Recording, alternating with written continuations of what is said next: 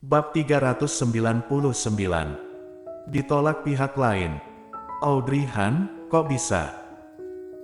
Gita duduk di sampingnya dengan ponselnya, dan kemudian terus melihat kartu namanya hingga ke bawah. Audrey, lihat, begitu banyak orang menambahkanmu sebagai teman, siapa mereka? Apakah perusahaan memiliki banyak pelanggan dalam semalam? Itu tidak mungkin. Audrey Han berkedip, sebelum aku melukai tanganku kemarin, tidak banyak orang yang menambahku. Apakah seseorang ingin mengerjaimu? Gita bertanya dengan curiga, lalu secara acak memilih akun dan melihatnya, hanya untuk menemukan bahwa momen pihak lain itu kosong. Ada apa?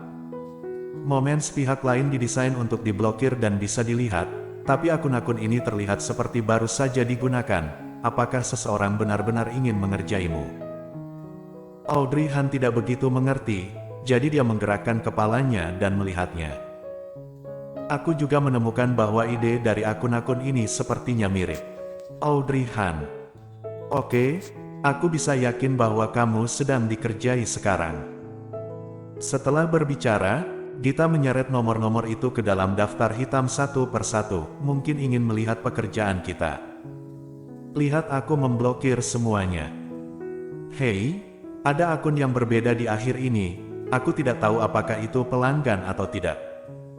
Biarkan aku melihat akunnya. Gita membawa akun itu ke Audrey Han dan melihatnya.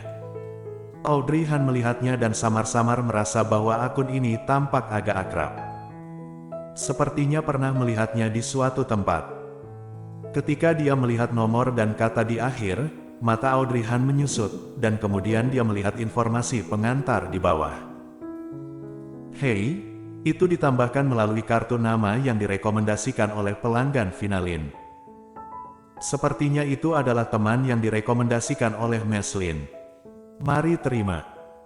Begitu Gita ingin menekan jarinya, Audrey Han tiba-tiba berkata, jangan terima.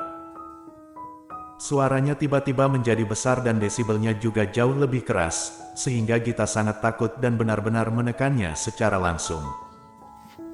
Ekspresi Audrey Han berubah, dan dia mengertakkan gigi dan berkata, cepat tarik dia ke daftar hitam. Gita tampak tidak bisa dijelaskan setelah mendengar ini, dan tidak bergerak. Audrey, apa yang kamu lakukan? Ini adalah klien yang direkomendasikan oleh Nona Lin. Jika tidak tambah, masukkan ke daftar hitam. Apa? Gita sedikit terkejut, kenapa harus masuk ke daftar hitam? Lakukan seperti yang aku katakan, jangan banyak bertanya. Suara Audrey Han turun, dan wajahnya juga tidak terlihat bagus. Gita tidak berani mengatakan apa-apa, jadi dia mengangguk. Baiklah kalau begitu, aku mengerti. Kemudian, dengan gerakan jarinya, orang itu dimasukkan ke daftar hitam. Melihat adegan ini, Audrey Han menghela nafas lega. Lihat pekerjaan hari ini dulu, aku akan pergi untuk mengumpulkan gambar desain di siang hari. Oke. Gita mengembalikan telepon kepadanya, pada dasarnya tidak ada yang bisa dilakukan kecuali ini. Jika ada sesuatu, kamu bisa meminta Glenn untuk meneleponku. Aku akan segera kembali. Iya. Setelah Gita pergi, Glenn datang dan bertanya dengan curiga. Mommy, apakah ada yang melecehkanmu? Hah? Kenapa kamu bertanya seperti itu? Karena Glenn baru saja mendengar bibi Gita mengatakan bahwa seseorang ingin menambah akun WeChat Mommy. Audrey Han tersenyum, tidak apa-apa, itu hanya kesalahan. Setelah berbicara, senyum di bibirnya tetap tidak bisa dipercaya, dan raut wajahnya serius. Dia tahu nomor terakhir dari akun WeChat itu. Dan itu ditambahkan melalui kartu nama yang direkomendasikan oleh Finalin. Kemarin dia bertemu dengan seseorang dan dia tentunya mengetahuinya. Audrey Han bersandar di bantal dan menutup matanya. Golden Ye, apa yang ingin kamu lakukan dengan menambah WeChatku? Perusahaan Ye. Ruang rapat para dewan dipenuhi dengan perselisihan.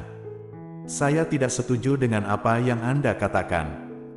Ini hanya akan memberi perusahaan kecil kesempatan untuk memanfaatkannya. Tidak masuk akal bagi perusahaan kami.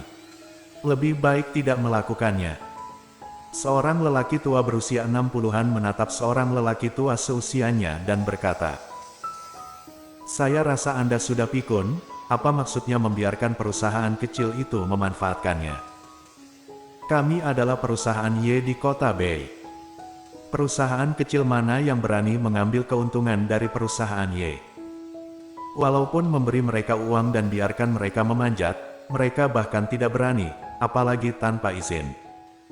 Berhentilah berdebat. Jika memiliki sesuatu untuk dikatakan, kita perlu mendiskusikan masalah ini lebih lanjut." Mendiskusikan lebih lanjut. Hah? Apa yang bisa dikatakan pada orang seperti dia? Sebaiknya lepaskan saja. Arthur Xiao di samping menyaksikan orang-orang ini berdebat, tetapi Golden Ye yang duduk di kursi utama, acuh tak acuh dan menatap ponselnya dengan serius.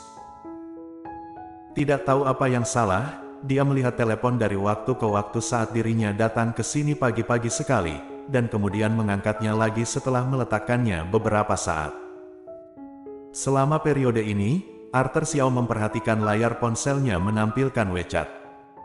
Arthur Xiao merasa curiga dalam hatinya, semalam Tuan Muda Ye memanggilnya untuk membuat beberapa akun WeChat di tengah malam tadi malam. Lalu Golden Ye terus menatap antarmuka WeChat saat bekerja.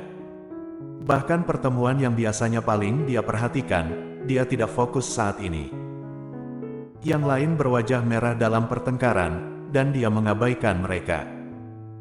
Arthur Xiao memikirkannya, lalu melihat ke ponsel Golden Ye, dan tiba-tiba sepertinya melihat ponsel Golden Ye bergetar, dan pada saat yang sama tubuh Golden Ye juga terkejut. Untuk sesaat, dia tampak sangat bahagia. Kemudian dengan cepat membuka layar. Arthur Xiao diam-diam meliriknya. "Audrey telah menyetujui permintaan pertemanan Anda dan sekarang dapat mulai mengobrol." "Siapa Audrey?" Arthur Xiao sedikit bingung, kenapa dia tidak pernah mendengar nama ini. Golden Ye melihat telepon untuk menunggu orang ini. Kedengarannya seperti nama wanita. Arthur Xiao menyelinap masuk untuk melihat apa yang akan Golden Ye katakan kepada wanita itu, dan tatapan dingin menyerangnya, dan Arthur Xiao buru-buru meluruskan pinggangnya dengan ketakutan. Lupakan saja, nasibnya lebih penting, jadi dia tidak boleh begitu gosip. Golden Ye ingin mengirim pesan, tetapi ketika dia mencapai kotak obrolan, dia menyadari bahwa dia tidak tahu harus berkata apa. Setelah 5 tahun tidak melihatnya, dia tiba-tiba menambahkannya sebagai teman. Apakah dia tahu itu dirinya atau tidak tahu? Apa yang harus dia katakan? Mau bilang apa? Tatapan Golden Ye tiba-tiba menyapu ke arah Arthur Xiao. Arthur Xiao mengeluarkan dan kemudian membungkuk, "Tuan Muda Ye." Kalimat pertama obrolan. "Apa kabarmu?" Golden Ye mengerutkan bibir tipisnya dan tidak menjawab, jelas tidak puas. Arthur Xiao memikirkannya dengan bingung, dan kemudian berkata, "Jika tidak menyapa, Anda ingin mengatakan apa? Atau kalau tidak panggil saja namanya?" Golden Ye masih tidak puas. Arthur Xiao hanya bisa batuk ringan, kalau tidak tanya saja, apakah sedang online. Mata Golden Ye bergerak, tampaknya puas dengan kalimat itu, dan kemudian dia menggerakkan jarinya dan benar-benar mengirimkannya.